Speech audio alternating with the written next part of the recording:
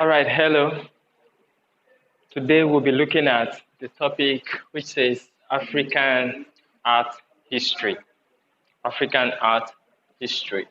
Now, Africa has a rich cultural heritage.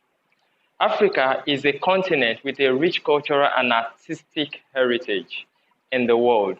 Cultures such as Nok in Nigeria, I'm sure you're familiar with the Nok, the Benin, the Ife, the Swede art, all from Nigeria. The Bamileke from the Cameroonians. We have the Mosi, the Bobo, the Senofo, and of course the Ashanti from Ghana. All represent African countries with a rich cultural heritage.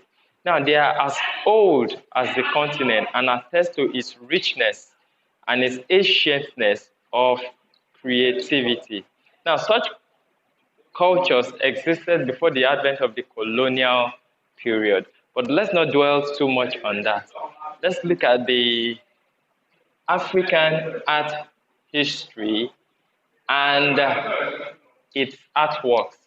Now, African art refers to those ancient art forms produced mainly in Africa by Africans. And of course, such art forms reflect the ideology of Africans. And these artworks are unique in style, in theme, and of course, in structure. A very good example is the knock head. You know, remember the knock head? Let me give you a vivid illustration of the knock head. If you can still remember the knock head.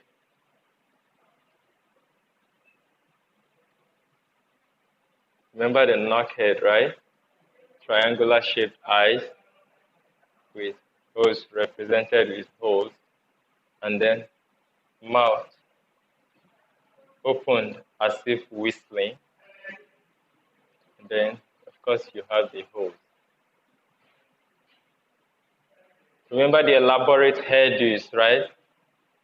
Pupils represented with holes. Now, that is a quick drawing to reflect our knock head. Now, in Nigeria, we said these artworks are unique in style. So we don't only have the Nigerian knock head being unique in style. Of course, come to Guinea. We have the Nimba mask and the Simo drum, always beaten during harvest. Now, all this Nimba mask and the Simo drum are used during harvest ceremonies. We also, if you come to Ashanti, of course, Ashanti arts, which are in Ghana, we have the Akwaba doll, which represents a symbol of beauty. So it is the joy of every Ghanaian woman to carry the Akwaba doll because they carry it so that the baby in the womb can be beautiful. You can okay, I think if I'm going to give you a quick symbol of the Akwaba doll, I think it looks something like this. Yes, that is our Akwaba doll, which is our symbol of beauty. So I said it is the joy of every would-be Ghanaian mother that is pregnant women to carry the Akwaba doll in their hand because they believe when they carry this Akwaba doll, which represents a symbol of beauty, the baby in the womb will in turn come out or turn to be beautiful when giving birth to. And of course, let's come to the Cameroonians. We come to Cameroonians, we'll be talking about the Kiaka mask, which is a mask of forest spirit. How about Cote d'Ivoire, which we also know as Ivory Coast today? Cote d'Ivoire have figures and masks. The masks are known as Bonuigo. Can you try to pronounce it? Bonugo, for the Bonugo mask, which are worn, the masks are used for divination purpose, for divination purposes. So we all have this rich African history of artworks being passed down to us by our forefathers. Now we are going to quickly look at the functions of African artworks. So number one, let's look at the functions of African artwork.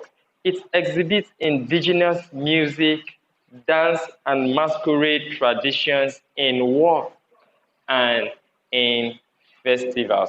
When you see our African artworks, it is very easy for you to see the richness because they tend to showcase the rich cultures, the values we pass on from generation to generations through our festivals and our works. So we have these works exhibiting our indigenous music, masquerade traditions in works and in festival. Number two, they foster harmony between the invisible forces and man. They foster harmony between invisible forces and man. It is believed that these artworks will make a good example is the Akwanshi stone monolith in Akwa Ibom, Akwanshi stone monolith, because those works are done and they represent the ancestors.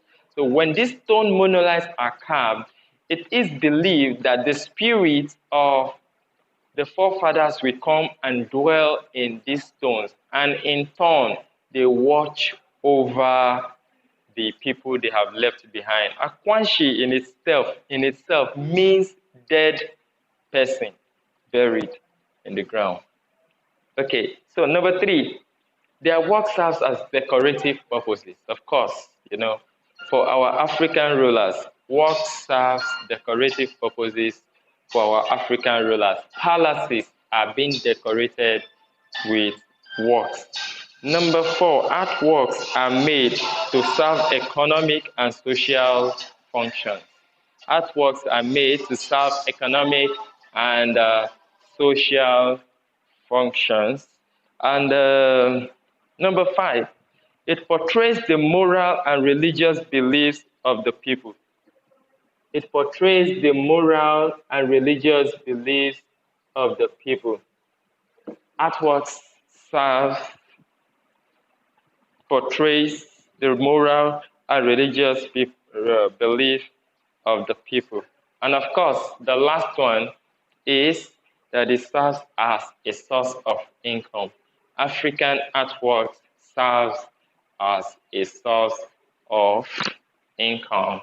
All these functions of African artworks, of course, you'll get them in the notes, and when you go through them, you will understand all I've said concerning them. That is our African art history. In our next class, we will be looking at some African arts, their medium of expression. Some use wood, some use clay, and some use stone, they carve. So we'll be looking at their works, the media, as well as the function, the Bamileke figures, the Chirawa mask, the Kisi, and the Bobo. We'll be going to different parts of Africa to look at their art history. So see you in the next class.